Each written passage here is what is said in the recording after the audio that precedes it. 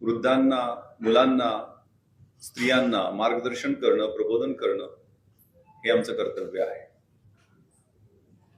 अगदी 4 दिवसापासून या विषयावरती खूप चर्चा होत आहे. त्यामुळे मी हे सांगू इच्छितो की हा जो कार्यक्रम आहे तो 19 एप्रिलला आयोजित करण्यात आलेला होता. याचं निमंत्रण घेऊन सकल हिंदू समाज सानपाडा इथले प्रतिनिधी माझ्याकडे आलेले होते. हे प्रतियश आर्किटेक्ट्स, डॉक्टर्स, चार्टर्ड अकाउंटंट्स असे प्रतिनिधी मला निमंत्रण द्यायला आलेले होते आणि ते निमंत्रण माझ्याकडे अजूनही आहे, ज्यामध्ये सांताक्रूजच्या योग इन्स्टिट्यूटच्या 90 वर्षाच्या हंसाजी या योग प्रबोधन योगावरती मार्गदर्शन करणार होत्या.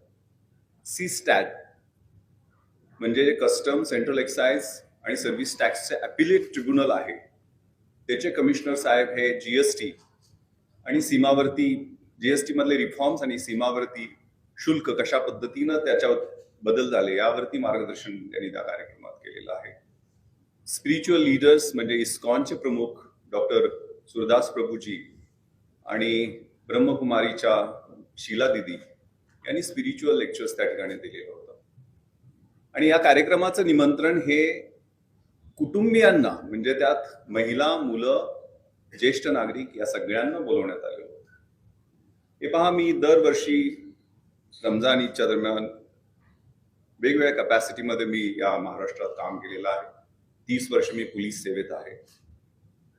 जैन धर्मियांच्या, बौद्ध धर्मियांच्या, वसई विरार आणि बँड्रामध्ये कार्यरत असताना ख्रिश्चन धर्मियांच्या कार्यक्रमाला जाणं, त्यांच्या रचनात्मक कार्यक्रमाला जाणं हे माझं नित्याचं आहे आणि मी जात असतो. हाही कार्यक्रम संध्याकाळी माझ्या ऑफिसच्या आवर्स नंतर होता, त्यामुळे हा 8 वाजताचा कार्यक्रम होता. त्या कार्यक्रमासाठी मी गेलेलो होतो.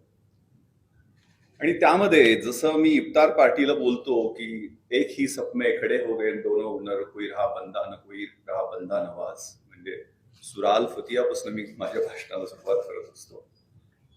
रमजानचं महत्व पटवून देताना फक्त तोंडाचा, जिभेचा, डोळ्यांचा रोजा नसून चांगलं पाहायचं, चांगलं बघायचं, चांगलं बोलायचं, वाईटापासून दूर राहायचं, परहेजगार व्हायचं हे अभिप्रेत आहे. तसंच मी या कार्यक्रमामध्ये सुरुवातीला एको देवा सर्व भूतांतरात्मा एकम सद्विप्र बहुधा दंती, एकच ईश्वर आहे आणि त्याची वेगवेगळ्या रूपामध्ये प्रार्थना केली जाते.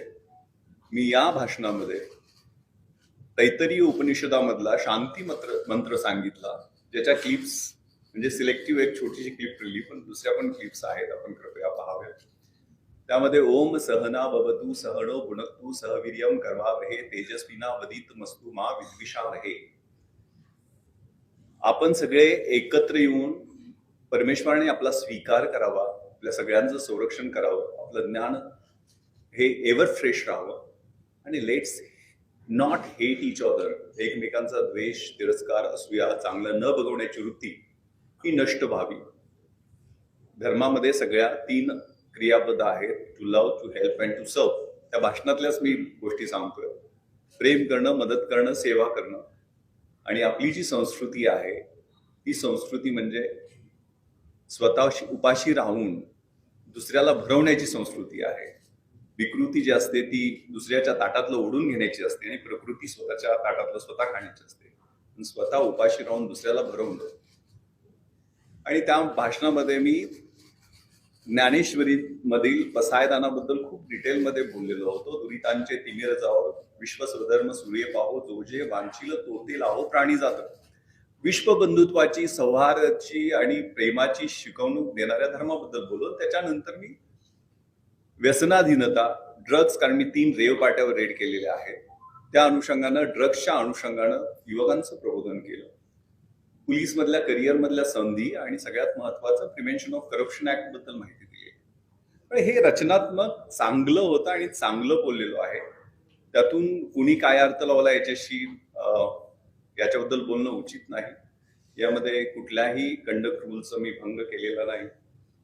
हा कार्यक्रम वंदे मातरम ह्या आपल्या राष्ट्रीय गीताला 150 वर्ष पूर्ण झाली आणि RSS ला 100 वर्ष पूर्ण झाली. या निमित्तानं सकल हिंदू समाजा वतीनं आयोजित करण्यात आलेला होता.